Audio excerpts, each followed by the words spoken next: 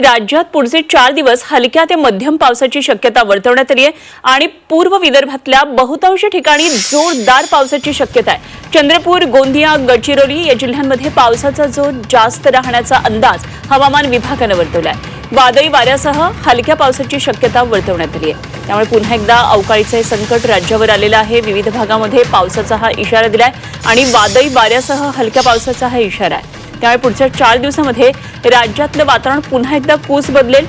हलक्या ते मध्यम पावसाची शक्यता आहे। खरं तर गेल्या काही दिवसांमध्ये तीव्र उष्णता राज्यातल्या प्रत्येक जिल्ह्यामध्ये होती। 40च्या पार कधीच तापमान गेलेलं होतं। आता मात्र पूर्व विदर्भातल्या बहुतांश ठिकाणी जोरदार पावसाची शक्यता आहे। तर चंद्रपूर, गोंदिया, गडचिरोली या जिल्ह्यांमध्ये पावसाचा जोर हा अधिक राहण्याचाही अंदाज आहे। हवामान विभागानं हा अंदाज दिलाय। वादळी वाऱ्यासह हलक्याही पावसाची शक्यता वर्तवण्यात आली आहे।